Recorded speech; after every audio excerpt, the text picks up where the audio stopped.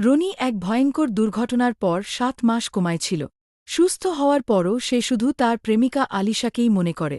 কিন্তু তার ভাই জিতু এবং আশপাশের সবাই বলে যে আলিশা নামে কোনো মেয়ে তার জীবনে ছিল না।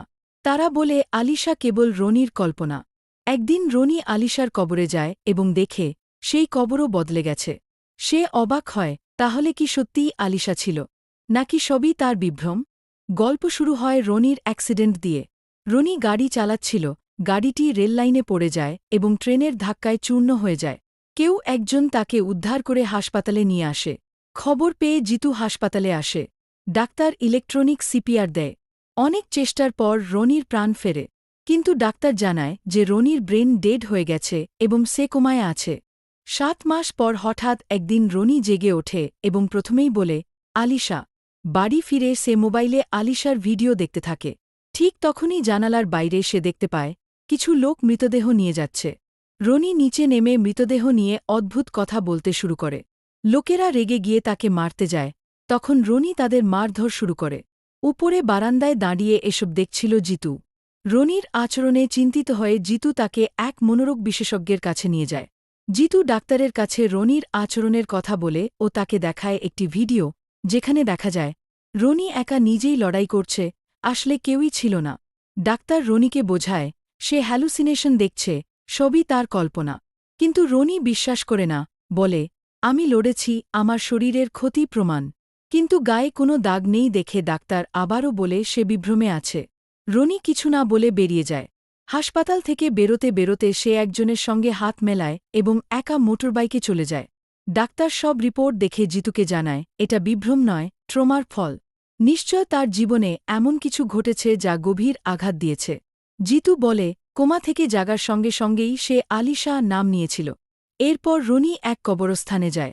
আলিশার কবরের সামনে বসে কাঁদে। কবরের পাথরে নিজের হাতে আলিশা নাম খোদে। সেখান থেকে ফেরার পথে এক আন্টিকে দেখে। পরে বাড়ি ফিরে জিতু এক কলগার্ল আনে, নাম প্রতিষ্ঠা। তার সঙ্গে রনির আচরণ অদ্ভুত, সে তাকে থালা বাসন ধোয়ায়। পরে প্রতিষ্ঠা বিরক্ত হয়ে প্রশ্ন করে, তোমার প্রেমিকা আছে? রনি বলে, তার নাম আলিশা। প্রতিষ্ঠা অবাক হয়ে জানতে চায়, সে কোথায়? রনি আকাশের দিকে আঙুল তুলে বলে, সে মারা গেছে। প্রতিষ্ঠা অনুভূতি জানায়, আর রনি তাকে নিজের প্রেম কাহিনী বলে। প্রতিষ্ঠা কেঁদে ওঠে। পরদিন রনি দেখে দেয়ালে যেখানে তার ও আলিশার ছবি ছিল, এখন সেখানে জিতুর সঙ্গে তার ছবি। সে হতবাক হয়, ফোনে আলিশার কোনো ভিডিও খুঁজে পায় না। রাগে জিতুর সামনে গিয়ে চিৎকার করে, তুমি বদলে দিয়েছ, পাই না।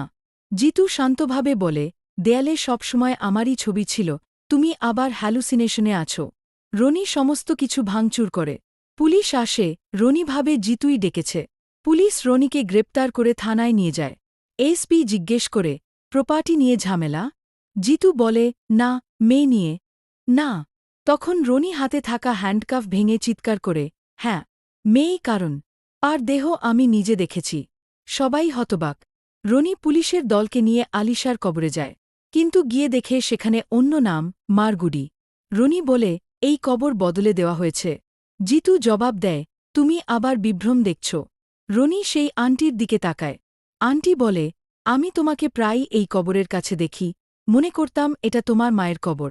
এটা শুনে রনি পাগলের মতো চিৎকার করে, সবাই মিথ্যাবাদী। এরপর গল্প যায় অতীতে। রনি তখন মিলিটারি অফিসার।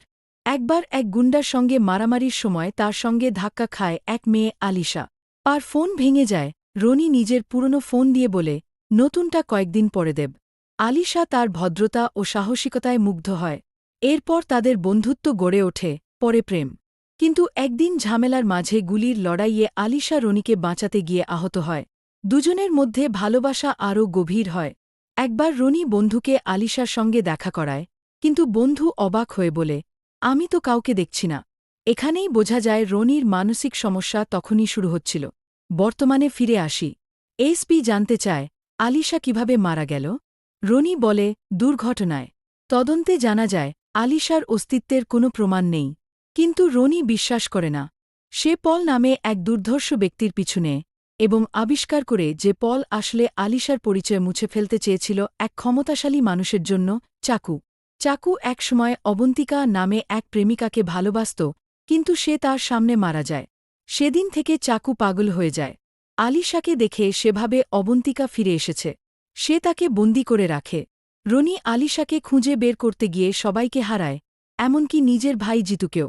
জিতু মৃত্যুর আগে বলে, আমাকে তারা টাকা আর বন্দুক দিয়েছিল, তোমাকে সত্যি বলতে মানা করেছিল। সবশেষে রনি পল ও চাকুর রাজাকে খুঁজে পায়। চাকু আলিশাকে বিয়ে করতে যাচ্ছে। সেই মঞ্চে ঝড়ের বেগে হাজির হয় রনি। এক তীব্র লড়াইয়ে সে চাকুর সম্পূর্ণ গ্যাংকে পরাজিত করে। পোলকে মেরে ফেলে, তারপর রোগা, জীর্ণ অথচ শক্তি ভরা রনি আলিশাকে মুক্ত করে। শেষ দৃশ্যে দেখা যায় আলিশা রনির বুকে মুখ রেখে কাঁদছে। রনি বলে, আমি বলেছিলাম না, তোমাকে কখনো ভুলব না। ক্যামেরা দূরে সরে যায়, সমুদ্রের ওপারে সূর্য ডুবে যায়।